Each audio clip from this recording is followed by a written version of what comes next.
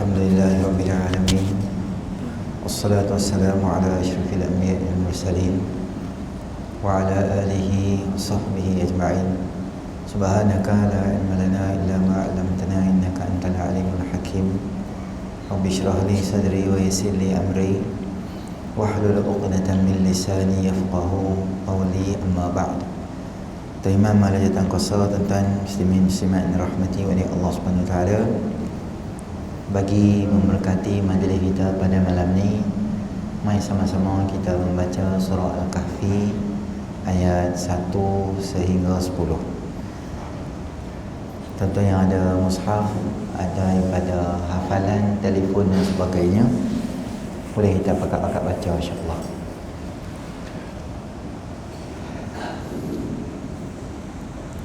A'udzu billahi minasyaitonir rajim. Bismillahirrahmanirrahim. Alhamdulillahilladzi anzala 'ala 'abdihi al-kitaba wa lam yaj'al lahu 'iwaja qayyiman liyunzira ba'san shadidan min ladunhu ويبشر المؤمنين الذين يعملون الصالحات أن لهم أجرا حسنا ماكثين فيه أبدا وينذر الذين قالوا اتخذ الله ولدا ما لهم به من علم ولا لآبائهم كبرت كلمة تخرج من أفواههم إن يقولون إلا كذبا فلعلك باخع نفسك على آثارهم إن لم يؤمنوا بهذا الحديث أسفا إنا جعلنا ما على الأرض زينة لها لنبلوهم أيهم أحسن عملا وإنا لجاعلون ما عليها صعيدا جرزا أم حسبت أن أصحاب الكهف والرقيم كانوا من آياتنا عجبا إذ أوى الفتية إلى الكهف فقالوا ربنا آتنا من لدنك رحمة وهيئ لنا من أمرنا رشدا. Sadaqallahul azim. Tuan-tuan muslimin rahmati wa Allah Subhanahu wa taala, malam ni insya-Allah kita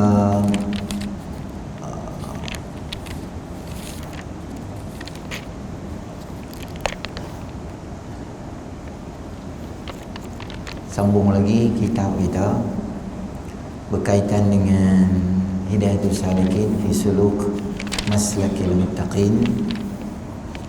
Kita masuk dalam bab berkaitan dengan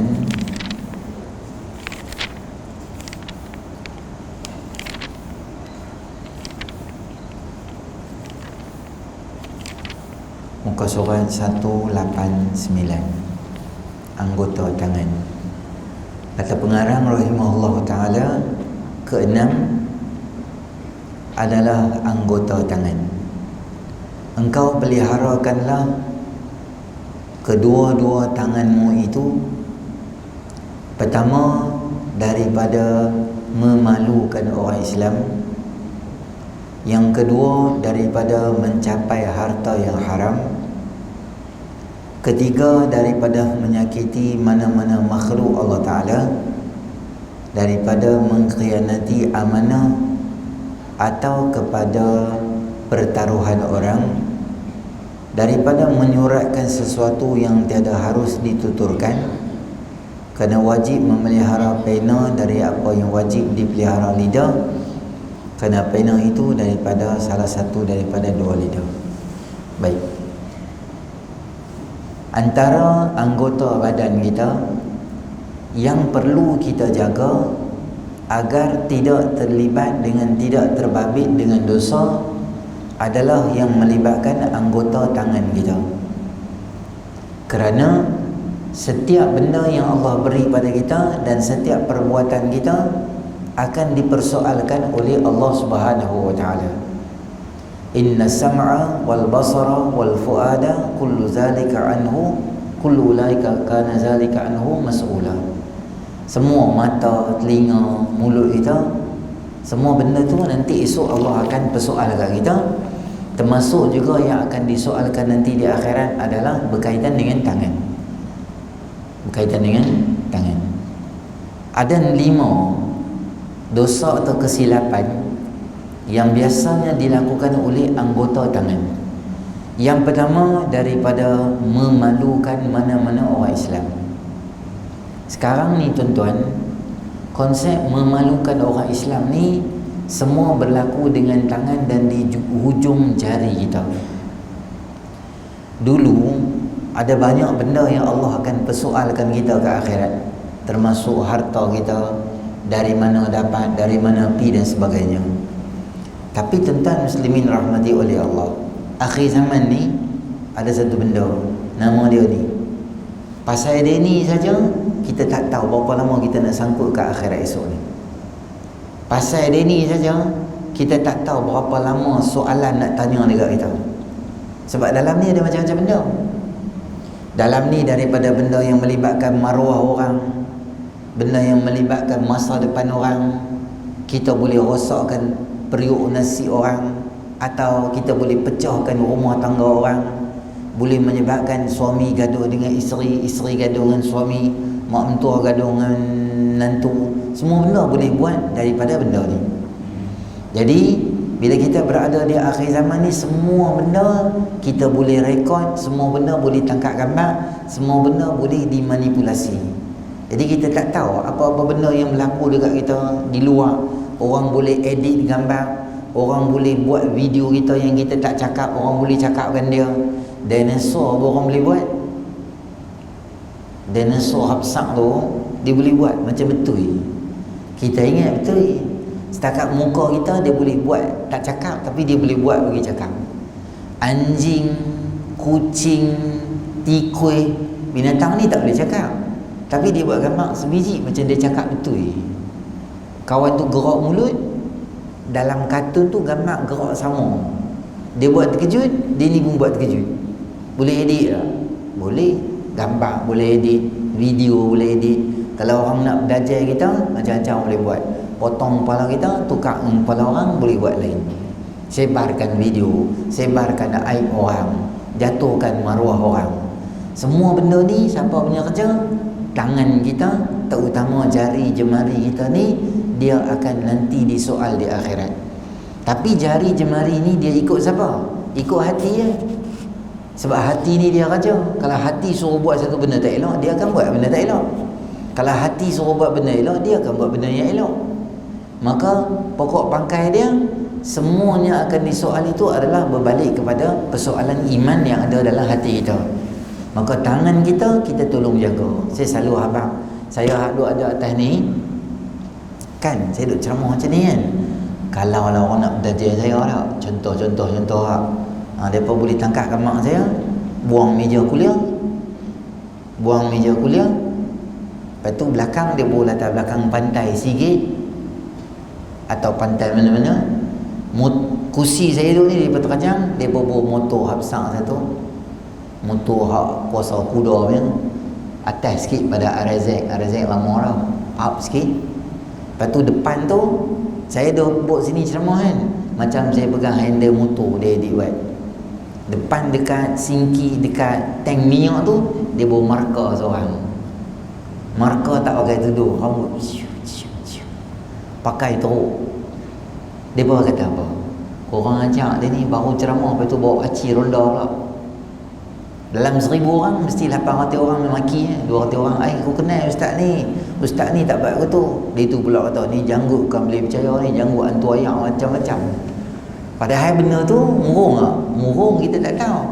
Jadi dia boleh viral macam-macam dalam keadaan macam-macam. Dosa tu melibatkan tangan kita. Ada benda baik kita buat, dia akan kekal. Tapi benda jahat kita buat, dia akan bergerak tu.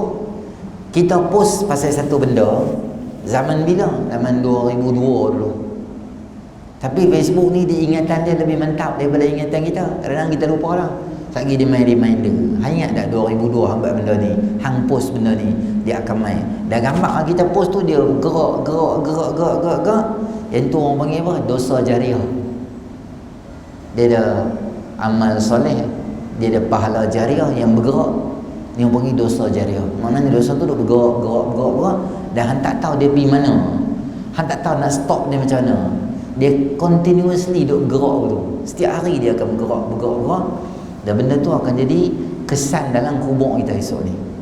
Sebab tu tuan-tuan ada TikTok ke, tuan-tuan ada akaun IG ke, ada akaun Facebook ke, ada apa saja, gunakan itu untuk mendekatkan orang dengan Allah Ta'ala. Post benda-benda yang memberi manfaat. Jangan post benda-benda yang boleh bagi fight orang, boleh gaduh dengan orang, boleh menimbulkan kebencian pada orang. Biar pi walaupun ada 2 orang like, tak apalah. Biasa kalau kita buat isu-isu kontroversi, ramailah komen, ramailah like, ramailah yang share. Tapi benda tu tak beri manfaat pada kita. Tapi kita tulis hadis ke, Quran ke, nasihat para alim ulama ke, maka benda tu menyebabkan orang tengok, dia pun berubah. Kurang-kurang kita ada faham kita esok di akhirat ni. Jadi apa sahaja benda, terutama tangan kita akhir zaman ni, kemahiran lah. Dari segi IT ke, dari segi tulis ke, dari segi minat-minat kita ke arah IT lah, terutamanya kita pandai tangan kita guna ke arah kebaikan, kerana dia boleh jadi dosa. Itu kelebihan Allah bagi kita. Para anbiya alaihi salatu wassalam, semua nabi Allah beri kelebihan pada mereka. Satu keistimewaan. Bahasa kita panggil mukjizat lah. Bahasa biasa kita panggil satu kelebihan yang luar biasa yang Allah beri pada para anbiya alaihi salatu wassalam. Tapi nabi-nabi ini mereka tak guna kelebihan tu ke arah benda tak baik. Dia guna ke arah yang baik, ke arah dakwah pada Allah Subhanahu Wa Taala, ke arah orang nak dekat diri dengan Allah, ke arah orang nak beriman dengan Allah Taala. Nabi Daud alaihissalam, mukjizat dia apa? Boleh lembutkan besi. Dengan keupayaan lembut besi yang dia ada, dia buat turs. Turs tu apa? Tarosin. Tursun ni makna dia perisai. Zaman dia, zaman ada perisai. Sebab apa? Sebab perisai dia handmade. Dia yang buat. Baju besi lengkap. Jadi bila dia pergi negeri mana-mana, dia cuba buat tawanan atau futuhat, pembukaan terhadap negeri itu, maka peratusan besar tentera Nabi Allah Daud AS tu menang, dan Islam bertapak di situ sangat besar kerana Nabi Daud ada kelengkapan yang betul. Hampa fire aku tak kena sebab kami ada perisai dia, perisai besi. Siapa buat? Nabi Daud AS buat. Tapi bila dia dah masuk ke negara tu, apa dia buat? Dia Islamkan mereka. Dia bawa kebaikan pada mereka. So mereka tinggal sembahan berhala. Aku Nabi, jom sembah Allah. Itu peranan kelebihan yang Allah beri pada Anbiya alaihi salatu wassalam. Tuan balik Umar, baca Nabi Allah Yusuf alaihi salam. Nabi Yusuf ni dia diuji dengan satu fitnah yang sangat besar dalam kehidupan dia. Kes dia adalah cubaan untuk kalau bahasa mudah kita faham, mengganggu isteri menteri besar ketika tu. Maksudnya kes ni kes berprofil tinggi. Kalau hakim yang ambil tu bukan calang-calang hakim.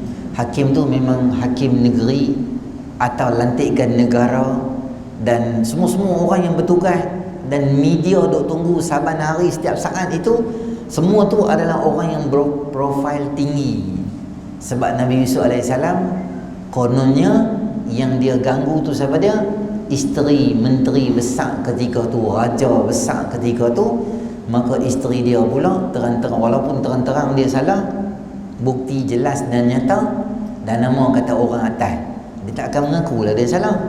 Siapa kena penjara? Nabi Yusuf AS kena penjara. Di penjara ada satu benda yang menarik berlaku. Dalam penjara ada 2 orang yang dah lama duduk penjara tu. Nabi Yusuf AS di penjara tanpa sebarang kesalahan, hanya untuk menutup kesalahan yang dibuat oleh pihak atasan. Cerita pihak atasan duduk di atas, tapi dia nak menang walaupun dia salah, itu bukan cerita 1-2 hari kebelakangan ni. Walaupun dia ada latar belakang kuasa, pangkat, politik dan sebagainya, itu isu yang berlaku yang Allah terang dalam Quran, dan benda tu lama dah. Memang macam tu. Orang duduk di atas, dia memang akan macam tu. Dan kebanyakan orang yang benci dengan para nabi adalah waqalal mala'ul ladzina istakbaru min qaumihi, dan berkata pembesar-pembesar yang belagak dan sombong di kalangan kaumnya. Biasanya puak-puak yang duduk di atas ni yang akan jadi penentang. Kalau kita baca dalam Quran, kebanyakan orang yang menentang adalah orang duduk di atas, dan kebanyakan followers para anbiya ni adalah orang biasa, orang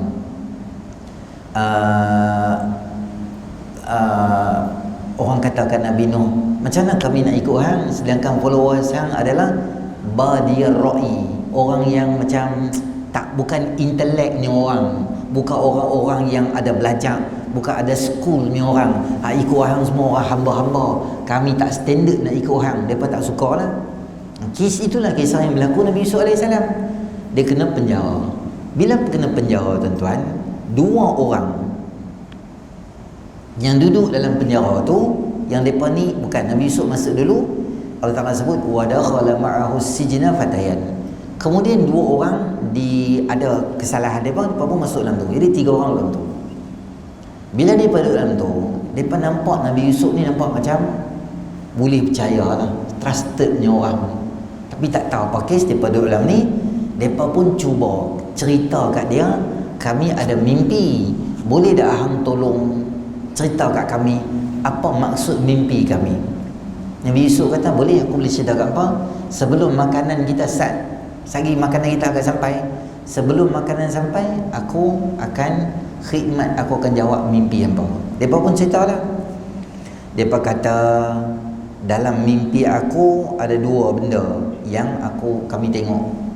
Aku mimpi aku perah anggur dan tuang anggur pada seseorang. Seorang lagi pula mimpi, dia kata aku diikat di satu tempat, ada beberapa cebisan makanan roti yang ada atas kepala aku, dan gagak mai dia makan roti aku. Boleh tak hang cerita kat kami apa maksud mimpi kami? Ayat tu, tuan-tuan, inni ara ahmilu fawqa ra'si khubzan ta'kulu tayru minhu nabbi'na bi ta'wili inna naraka minal muhsinin. Tolonglah bagi tahu dekat kami takwil mimpi kami, sebab kami nampak hang ni macam orang yang baik. Bermula daripada ayat tu, ayat 36, ayat 37, ayat 38, ayat 39, ayat 40, ayat 41, ayat 3 apa tadi? 36. Mimpi dicerita ayat 36, 37, 38, 39, 40. Dalam 4 ayat ini Nabi Yusuf alaihissalam menceritakan tentang ketuhanan, tentang akidah. Dia bentangkan kat mereka hampa dorang. Antara kata-kata Nabi Yusuf alaihissalam, dia kata apa? Dia kata adalah ini adalah ilmu yang Allah ajak pada aku. Inni taraktu millata qaumin la yu'minuna billah wa hum bil akhirati hum kafirun. Aku tinggalkan mana-mana agama yang tidak menyembah Allah Ta'ala dan hari akhirat. Aku tak akan ikut mana-mana orang yang tak sembah Allah. Aku tinggal agama tu. Dan dia sambung lagi, dan aku ikut millata abai Ibrahim wa Ishaq wa Yaqub. Aku ikut agama. Mula-mula dia cerita pasal agama, dia tak cerita pasal mimpi. Dia cerita pasal agama. Aku ikut agama ayah aku Ibrahim, Ishaq, Yaqub. Dan tak ada seorang di kalangan kami yang syirik dengan Allah Ta'ala. Itu adalah kelebihan yang Allah beri pada aku. Ya sahibahi sijni a'arbabu mutafarriquna khairul amillahil wahidil qahar. Dia kata, wahai member-member penjara aku, adakah Tuhan yang ramai yang bersembah tu lebih baik dan lebih berkuasa daripada Tuhan yang esa dan perkasa? Dia terang bab akidah.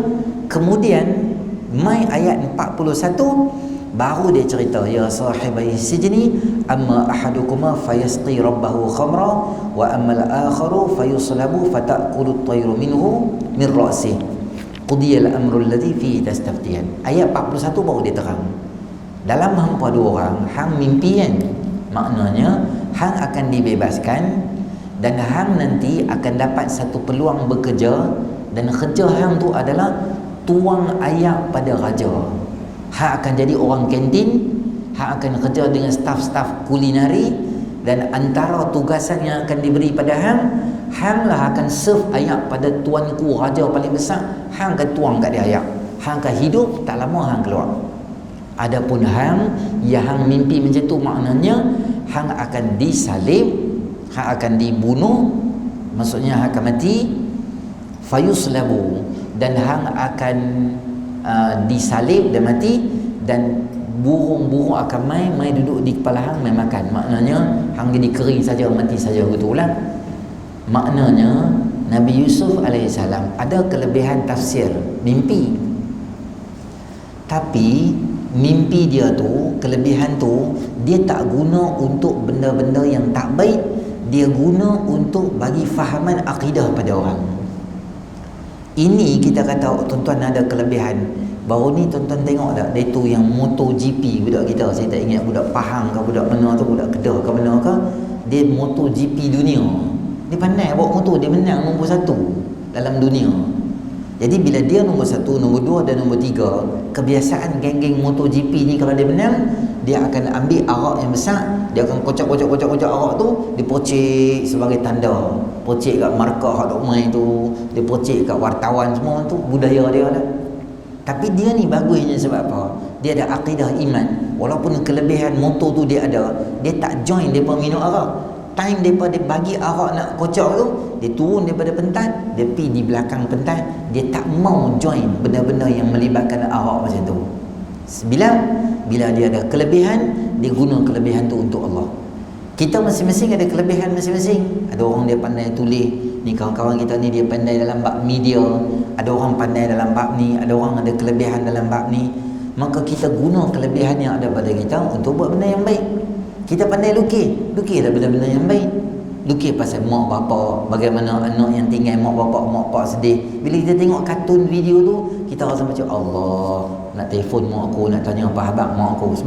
Sebab dia guna kelebihan yang ada daripada untuk akhirat dia. Banyak orang sekarang ni dia guna kelebihan yang Allah beri pada dia untuk bantu umat Islam yang ada. Ramai pakar-pakar saham, dia pandai buat rolling duit itu dan sebagainya, dia ajak orang ke arah kebaikan. Maka jangan guna kelebihan yang ada pada kita, terutama nak buat benda-benda tak baik, terutama dalam memalukan mana-mana orang Islam, menggunakan kedua tangan kita. Yang kedua, untuk mencapai harta yang haram. Duit ni hulwun khadira, hijau dan manis, dia seronok. Cerita duit ni tuan-tuan, dia tak melibatkan siapa-siapa. Walaupun orang yang selalu main masjid, dia boleh tergelincir juga bab berkaitan dengan duit, dan dia boleh tergelincir juga bab berkaitan dengan perempuan. Saya ulang sekali lagi, walaupun kita selalu main masjid, kita minta lindung pada Allah, kerana tak mustahil kita boleh tergelincir dalam dua isu. Satu isu orang perempuan, satu lagi isu yang melibatkan duit. Kadang-kadang kita tak diuji, kita sembang kemas. Tapi ada masa-masa yang dilayak duit depan kita, benda tu bukan milik kita, tapi puluhan ribu boleh jadi dapat dekat kita, dia akan rasa sedikit goyang keimanan dan ketakwaan kita. Sama macam bomo lah tuan-tuan. Barang kita tak hilang, tak apalah. Kena rantai isteri kita hak kenui kahwin tu 17,000 punya rantai pohkong kingkong dulu beli punya, hilang, isteri kita abang rantai hilang. Kepala otak kita duk fikir, ada member aku habaq dulu, tapi bomo ni dia ada kat Ipoh, dia bukan kat sini, dia kat Ipoh saja. Mesej dia tengok, kok dia tahu ada kat mana. Ayat dia bunyi gitu. Padahal celah ketiak ada kitab Hidayatus Salikin, hak mengaji masjid tak dan simpan lagi, simpan balik kan. Isteri habaq ni pasal terus kita jadi terpikat nak pergi cari bomo, sihir dan sebagainya. Boleh jadi tak? Boleh. Maka kita nak terlibat dengan benda-benda haram ni, kita ingat satu benda bukan milik kita, kita jangan ambil. Kalau benda tu milik kita, dia mesti dan pasti dia akan main dekat kita. Kalau bukan kita punya, macam mananya hang pulun pun dia tak akan main. Kalau hang sakit duduk di hospital, tapi tu rezeki hang, rezeki tu akan masuk walaupun hang tak kerja. Contoh, orang-orang yang bedridden duduk di hospital, sakit, ICU, dia minum apa? Susu. Susu tu dia boleh makan tak? Tak boleh. Sebab apa? Tangan dia tak boleh bergerak. Mula dia boleh bergerak dan nak buka, nak kunyah, tak boleh. Lepas tu buat apa? Bubuh pipe dekat hidung, masuk sampai sini, tuang susu, tutup buka, susu tu masuk dalam badan. Dia tak kerja apa pun, dia nganga duduk saja betul ya. Rezeki dia masuk. Sebab apa? Sebab tu dia punya. Kalau bukan kita punya, benda tu tak elok, tak betul, pergi cari pulun juga, makan duit rasuah, ambil duit kopi, ambil 1,000 kat dia ni, ambil 50 kat dia ni, jenis tak pernah takut dengan api neraka. Benda tu tak ada keberkatan. Duit ni dia bukan mesti amount yang banyak, amount tak banyak pun tak apa, ada barakah. Barakah benda kita tak boleh cakap, kita tak boleh prove dia dengan scientific proven, kita tak boleh buat, kerana barakah ni dia luar daripada kemampuan otak manusia nak fikir. Barakah ni dia macam nama dia telaga. Lagi yang hendak ambil, lagi tu ada ayat. Lagi tu hendak ambil, lagi tu dua ayat. Kita tak boleh explain dekat orang. Ayat main pada mana tak tahu. Tak kahwin, saya selalu buat contoh, orang yang tak kahwin ada rezeki dia. Bila dah kahwin, kebiasaannya bila kita dah kahwin, biasa pakai motor dulu, EX5 dengan isteri kita, sewa rumah susah-susah, TV lebih kurang pun peti ais, lebih kurang cushion tak ada, apa tak ada. Lama-lama kahwin, dapat anak seorang. Bila dapat anak seorang, satu keajaiban berlaku, daripada EX5 boleh beli kancil second hand, boleh beli Azia second hand, boleh beli Kelisa second hand satu boleh bawa. Patutnya bila dapat anak, lebih besar komitmen dengan pampers, dengan susu, patutnya tak boleh lah. Tak, itu rezeki. Bila orang dah kahwin, Allah buka kat dia. Lagi lama kahwin, lagi besar rezeki. Lagi besar family, lagi besar family. Allah bagi rezeki yang luar biasa. Itu tak boleh fikir. Sepatutnya masa hang bujang, gaji hang ada, hang bolehlah makan sedap-sedap tak? Tak. Masa bujang kita duduk seorang dengan sewa rumah, tak boleh nak save duit, tak boleh. Kita akan nasi masa bujang, nasi apa? Nasi goreng di kedai. Nasi bujang tu nasi kan, lepas tu ada cabai, kicap tu dengan telur mata.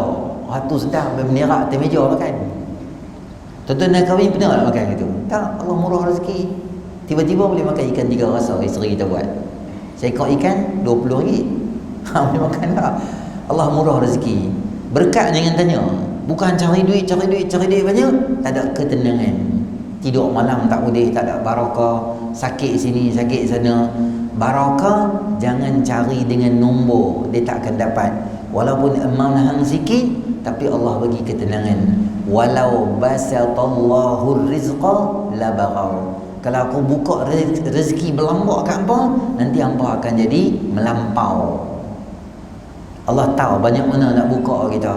Macam orang duduk di bendang, ayah dia tahu banyak mana nak release di bendang tu, dia tahu. Musim sekarang musim hujan, sini aku nak lepas banyak mana. Kalau gaya macam ni, dia biasanya hujan berapa lama, renyai ke, hujan lebat ke, nak banyak mana, dia tahu. Sebab dia duduk di bendang tu 25 tahun, 40 tahun daripada bapak dia, dia tahu.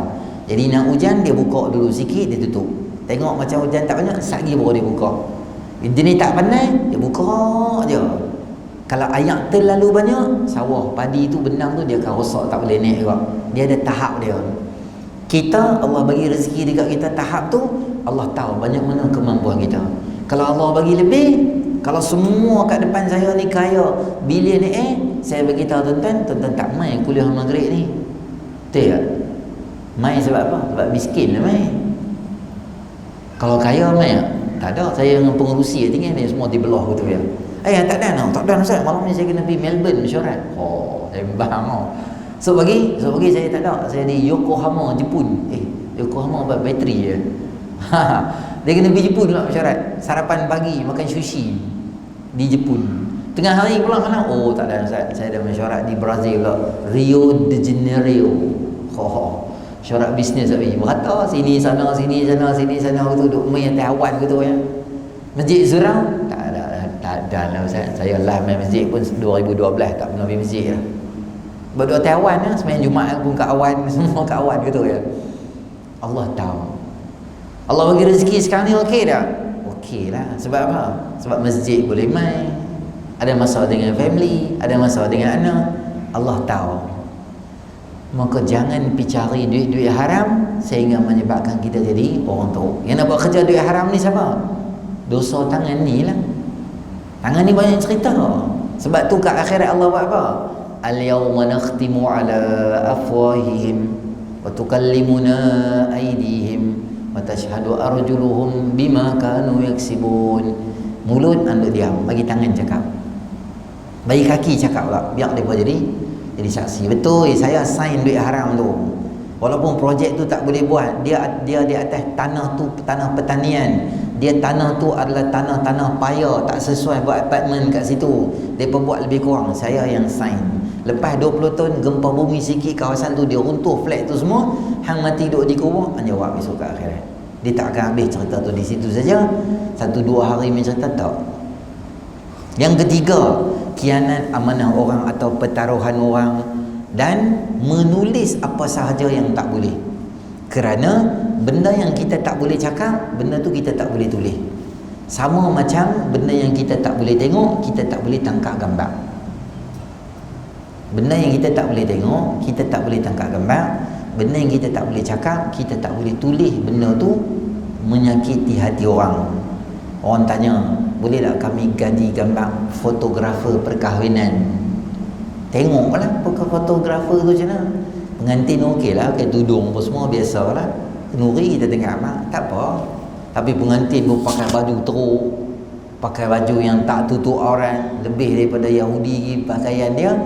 Maka hang tak boleh tengok dan hang tak boleh tangkap gambar.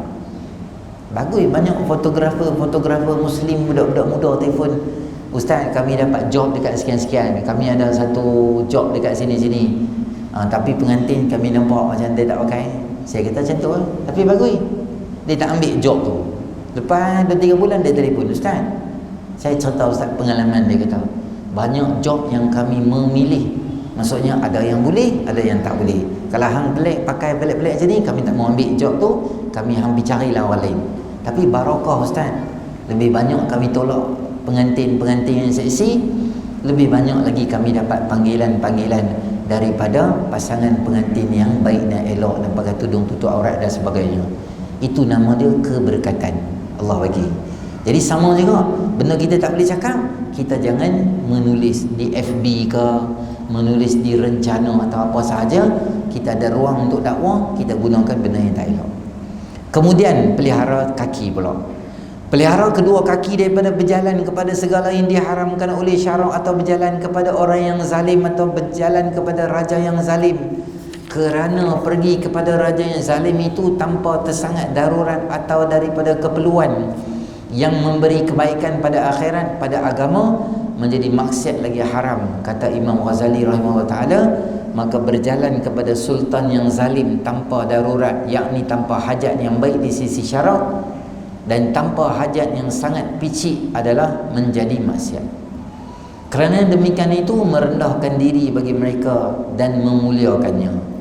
Sesungguhnya Allah Subhanahu wa ta'ala menyuruh berpaling daripada mereka, seperti dalam firman-Nya yang bermaksud, dan janganlah cenderung dan berpegang kepada mereka yang zalim, nescaya kamu disuruh dan berpegang kepada mereka yang zalim, nescaya kamu akan disentuh oleh api neraka. Jadi kaki ni jangan guna pi kepada pemimpin-pemimpin yang zalim. Yang zalim ni maknanya apa? Dia suruh rakyat derhaka dengan Allah. Dia suruh rakyat buat satu benda yang melanggar perintah syarak. Macam duk jadi di mana tuan-tuan? Duk jadi Saudi sekarang ni. Makin lama makin gila. Ni yang terkini, semua orang lelaki di Saudi tak wajib pakai jubah dah, boleh pakai seluar pendek, kecuali di masjid dan di pejabat urusan rasmi tak boleh. Tempat-tempat lain boleh. Budaya Saudi selama ni yang kita tahu, orang lelaki pakai jubah. Walaupun dia pemain sini dia pakai seluar pendek, peraturan di negara dia tak boleh pakai seluar pendek depan orang. Tapi mai raja-raja kebelakangan ni apa dia buat? Dia benarkan macam-macam benda, dia benarkan. Azan di masjid dia suruh slow. Mariah Carey mai buat konsert dia suruh bagi kuat. Justin Bieber mai buat konsert dia suruh buat kuat. Semua konsert beratus ribu orang, 800 ribu orang mai, semua konsert tu dipastikan depa ni buka sound system yang sangat hebat. Tapi masjid dia suruh buat apa? Slowkan azan. Inilah yang sedang berlaku di negara Saudi sekarang ni, padahal dia negara Islam. Dan yang terkini juga, dia hantar beberapa atlet dia pakai, tak kisah janji hang atlet sukan, sebab Israel ada buat apa pertandingan sukan apa-apa, depa ni pergi join. Dia jadi orang yang sangat mesra dengan Israel, padahal orang Islam sama-sama seakidah dengan dia, dok kena tabuh dekat Palestin sampai hari ni tak selesai. Dia seolah-olah membutakan mata dia.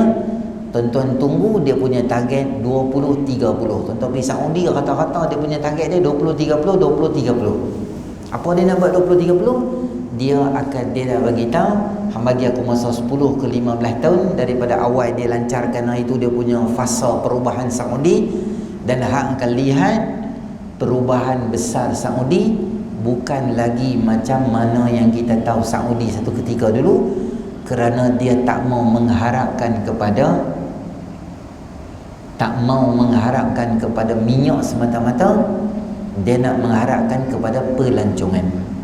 Baru ni tuan-tuan tengok ada seorang orang putih YouTuber sampai Madinah, dia tangkap gambar. Tuan-tuan boleh tengok dalam YouTube, dia sampai di Madinah, dia ambil kamera dia tangkap gambar. Belakang tu betul-betul dengan kubah hijau Nabi SAW, Masjid Nabawi ni. Maksudnya dia rentas masuk dalam tanah haram dah. Dan beberapa video-video YouTuber yang lain yang tengok orang semua nak pergi Mekah tu, Kaabah tu, orang semua duk jalan daripada hotel nak pergi masjid. Kita ni apa? Dengan jubah, dengan serban, dengan macam mak nikah semua. Ada beberapa orang putih pakai seluar pendek, pakai perempuan pakai seluar pendek, pakai sepet hitam, duk melewat dekat-dekat dah dengan Masjidil Haram. Dulu boleh masuk dekat Riyadh sahaja. Sekarang ni dia macam dah open sangat dah. Hamil pasal nak pergi mana? Sebab dia ada visa turis, polis tak boleh tahan dia. Visa turis tu dia sangat besar dan sangat luas. Beberapa video-video yang sangat menakutkan kita, padahal tanah tu adalah tanah haram. Maksud tanah haram adalah mana innamal musyrikuna najasun fala yaqrabu masjidal harama ba'da amihim hadza. Orang kafir itu adalah najis, bukan badan, akidah dan kefahaman mereka yang sembah selain daripada Allah tu najis. Maksud dia keji sangat di sisi Islam. Jangan mereka hampiri Masjidil Haram lepas daripada tahun ini ketika turun ayat daripada surah At-Taubah. Puluhan ribu tahun mereka mempertahankannya. Datang pemimpin-pemimpin sekarang ni yang ketika tu yang dia buka ruang terang-terang melanggar perintah Allah Ta'ala. Ada dah ulama-ulama Saudi yang marah? Ada, ramai yang marah, ramai yang tak puas hati. Sebarang percakapan open di Facebook, di mana-mana orang yang ada followers yang ramai menentang dasar-dasar kerajaan ketika sekarang ni segera ditangkap dan dilenyapkan daripada pandangan mata masyarakat. Ramai esko-esko kerajaan negeri dia yang menteri tu menteri ni pun ada yang tak puas hati ke. Ialah kita kata Wahabi dia ni pun dia ada perasaan tu agama tu ada. Dia bukan Wahabi jadi merepek dah. Lebih teruk pada Wahabi. Zaman dia bawa Wahabi pun okey, pakaian elok tak bagi, kapiak semua tak masuk, dia masih jaga ni. Duk mampu duk birik bidah yang tu ya. Tapi dia main ruang ni, ulama-ulama bukan kata Wahabi, dia tegur pemimpinnya, menteri-menteri yang tegur semua ditukar. ditukar dan dibuang, diambil orang-orang yang sefahaman, sekular dengan dia. Dan juga termasuk mana-mana ulama yang tegur di dalam Masjidil Haram, dalam Masjid Nabawi, tak boleh hang mengajar nak cerita pasal dasar kerajaan tu yang berlainan, tak boleh.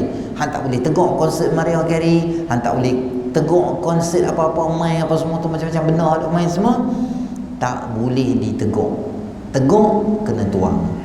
Kalau mana-mana orang yang melangkah kaki pi dekat orang-orang yang macam ni, yang dia kata dia sokong dia ni, dia kata dia ni bagus, dan dia macam ada plan nak buat sesuatu yang besar lagi, nak rosakkan akidah umat dia semua, termasuk apa yang disebut oleh Imam Ghazali, perjalanan tu perjalanan yang keji.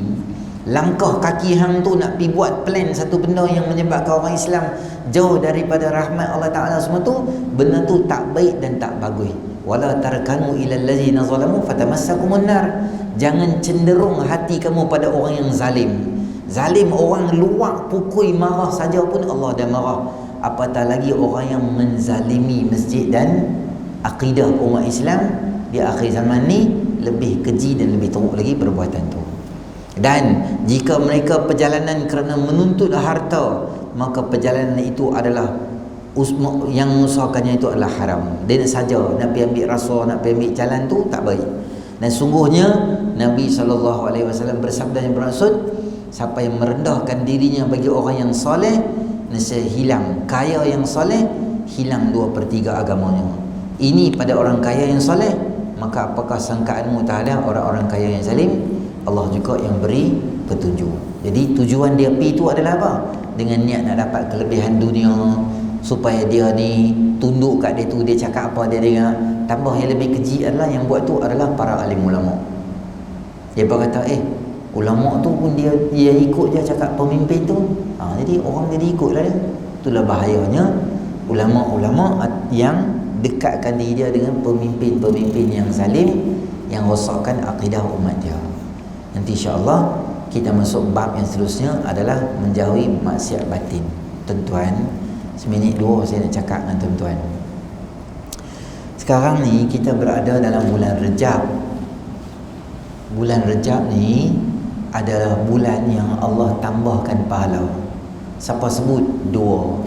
Satu, Imam Ibn Kathir dalam tafsir dia, riwayat Ibnu Abbas menyebut bahawa setiap kebaikan kita akan dapat ditambah kelebihan itu jadi lebih daripada biasa.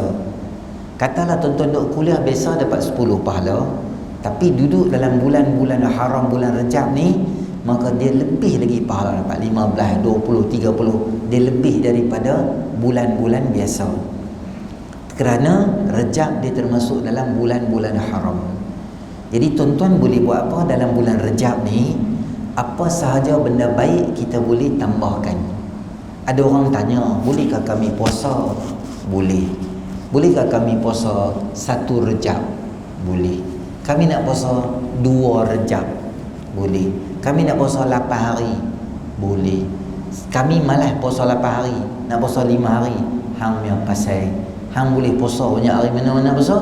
Puasa Isnin, Khamis boleh. Ayyamul bid 13, 14, 15 hari terakhir Islam boleh. Boleh lah puasa banyak mana pun boleh. Tak ada mana-mana hari yang tuan-tuan puasa dia akan jadi bid'ah, tak ada. Boleh puasa kerana dia termasuk dalam bulan haram. Satu lagi isu, ramai orang kadang-kadang perempuan lah, muslimat mereka rajin puasa. Mereka puasa hari apa? Isra' Mi'raj. Mereka puasa 27 Rejab. Ramai yang puasa. Bila kita tanya dia, apa puasa? Dia kata, ya lah, ini kan Isra' Mi'raj. Dia kata gitu. Kawan yang kata tu, dia puasa pukul 10 pagi dah.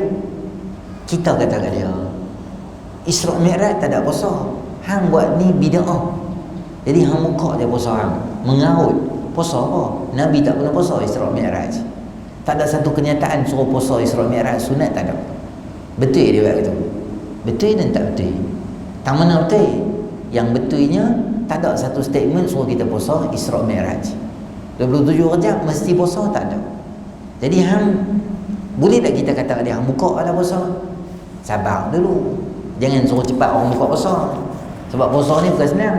Daripada semalam kena sedia lauk dan sok. Pagi bukan boleh tidur sangat. Terjaga. Orang perempuan lah, orang lelaki malina ya. 5, 4, 5, 6 bangun sok yang tu gedebuk apa semua. Terus nak boleh puasa tu bukan senang. Sampai pukul 10 dah. Jangan cepat pangkah amalan orang. Dah tu nak buat apa? Hang fikir. Ada tak? 27 Rejab tu hari apa? Hari Isnin. Okey. Hang teruskan puasa. Hang jangan niat Isra Mi'raj. Hang niat puasa Isnin. Boleh puasa. Kalau hari Khamis, jangan suruh dia batal. Terus puasa. Sebab sunat Khamis. Ni hari Rabu Ustaz. Tak kena untung hari. Macam mana kami nak lepas ni? Tak apa. Hang teruskan puasa. Hang jangan ingat Isra Mi'raj. Hang ingat ini puasa bulan sunat Rejab. Sunat bulan-bulan haram. Boleh puasa, tak apa, tak ada masalah. Jangan orang buat amal soleh, kita pangkah amalan dia. Padahal dia buat tu baik dah. Memang kita fikir apa jalan, apa hadis atau ayat Quran yang kita boleh guna, ada menyokong amalan dia buat. Okey, bagi dia buat. Kami malam Jumaat kita baca Yasin. Jadi kita mai kita kata apa? Jangan baca Yasin ni semua Nabi tak buat. Kita pangkah amalan dia duk buat. Maka apa dia buat? Saya pergi sembahyang kat Tanjung, ada satu masjid tu tak baca Yasin. Mamu tu duduk luar. Saya kata, mamu tak baca Yasin ke? Dia tanya, Yasin mana Nabi tak buat. Dalam masa yang sama dia balok rokok dia kat luar. Saya faham. Saya tanya dia, mamu ni rokok siapa aja? Yang ni memang tak apa lah Ustaz, ni sekali-sekala. Mamu balai rokok dia kat luar. Yasin tak buat. Maksudnya orang duk baca Yasin, hang pangkah. Hang jangan pangkah. Hang mai nak buat perubahan bagus. Kata dia, kita baca Yasin. Okey, nanti kita selang-seli dengan Al-Kahfi pula.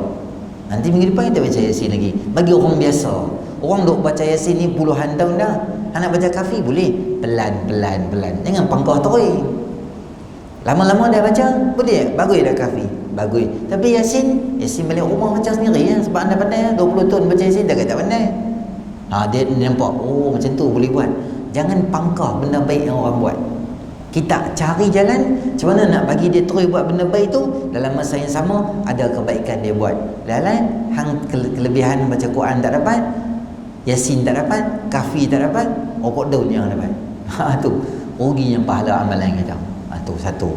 Dan nombor 2, saya ulang balik, cakap lah kat Masjid Bukhari baru ni saya pergi dekat tahlil perdana arwah Allahyarham Ustaz Bukhari meninggal tu kan, situ. Dah habis saya cakap apa semua tu, duk sembang lah. Ramailah orang-orang yang pernah khidmat dengan dia, main sembang, Ustaz kami kehilangan, lalu kami lepas isyak duk sembang, minum teh tarik kat sini, kami duk sembang, kami buat tu, kami buat ni, serta lah. Ada seorang main kat saya, dia kata, Ustaz, saya orang yang ada di rumah Syekh ketika hari dia meninggal dunia. Masa hari dia meninggal dunia, ada benda yang berlaku yang saya sedih sangat. Saya kata apa dia? Dia kata, Ustaz tahu tak, orang ramai main rumah dia hari tu. Saya kata betul, orang alim meninggal semua orang nak pergi, nak ambil barakah, nak meninggal apa semua kan. Tapi tengoklah khidmat urus dia apa-apa. Dia kata, Ustaz mai tak apa, dia pun mai curi barang-barang dia Ustaz. Tasbih dia ambil. Dia duduk tasbih selalu kan. Tasbih tu dia ni ambil, mangkuk dia duduk minum, cawan dia duduk minum selalu, dia pun ambil. Kitab dia duduk baca semua, pakai duduk selinap dan bola kan. Perangai tu tuan-tuan, perangai tak bagus. Tu nama dia mencuri. Nama dia apa? Curi satu lah. Punya perangai tak elok, dia main kat kita lah. Ustaz, dia Ustaz tasbih Maulana. Itu juga kita lah. Saya dah ambil ni buat apa? Dia tak faham, ambil barakat. Curi mana barakat? Benda mudah. Habis tanya budak tadika pun tak boleh curi barang orang, tak boleh. Tak boleh curi. Benda tu tak boleh curi. Kena bagi balik, minta izin dekat orang. Yang lebih karut lagi tuan-tuan tahu apa? Curi pasiak kubur. Orang nak ke bumi kan, dia tak curi mayat atas, Masa tepi mayat turun dah. Masa tu dia buat macam nak tolong, rap dia ambil pasiak tu simpan. Sebab apa? Barakat. Pasiak kubur. Saya pun duk fikir, katakanlah Maulana hidup, hang bawa pasiak orang lain pergi kat dia, agak-agak dia suka ke dia seronok? Dia kata aku suruh mengaji kita, apa mengaji pasiak. Lainnya alim ulama aja, lainnya hang buat. Tasbih tu hang ambil satu lah. Dah nak tanya hang tasbih ke tak? Pakai tasbih tu simpan ya kan? Hang simpan buat dia apa? Lainlah hak simpan tu.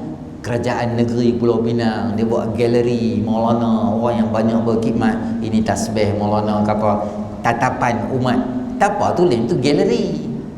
Dan galeri apa? Galeri rumah hang. Tasbih pun nak simpan tu kuliah apa ni? Dia ajak apa kita? Dia ajak kita suruh main masjid, suruh baca Quran, suruh mengaji, suruh buat benda baik. Dia tak ajak suruh curi barang ke tu. Yang pelik lah. Dia macam syok pula dapat. Dia tunjuk ke orang, dia tasbih Maulana. Betul ke tasbih Maulana? Tu tak tasbih siapa tak tahu, dia tu urus jenazah kot. Dia nak pergi mandi, baju basah, tasbih letak gitu. Tasbih Maidin dia beli, yang buat teruk simpan kat hang. Curi tasbih orang. La ilaha illallah Muhammadur Rasulullah.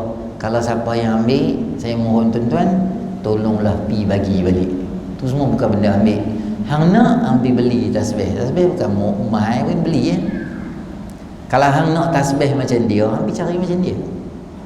Yang penting hang zikir sebut nama Allah. Ambil tasbih pun dalam poket buat apa? Tak, kalau ada tasbih dalam poket tak accident. Hang bawa kereta macam pelesik malah accident. Hijau pun tak mau jalan, merah semua langgar tu, lepas tu tak accident. Sebab apa? Tasbih Maulana barakat. Barakat apa? Curi. Hang dia accident lagi teruk tu ya. Jangan ambil barang yang tak kawan. Kita pergi kat mayat, doa untuk jenazah, Allah ampunkan dosa. Tu bagus. Jenazah Allah ampun dah. Dosa hang siapa nak ampun? Sebab curi barang orang. Tu sebagai peringatan kita bersama, jangan buat perangai itu kalau pergi ziarah orang lain. Wallahu a'lam. A'udzubillahi minasyaitonir rajim. Bismillahirrahmanirrahim. Alhamdulillahirabbil alamin. Wassalatu wassalamu ala asyrafil anbiya'i wal mursalin wa ala sahbihi ajma'in. Allahumma anfa'na ma 'allamtana wa 'allimna ma yanfa'una, zidna ilma, rabbana atina fid dunya hasanah wa fil akhirati hasanah wa qina adzabannar.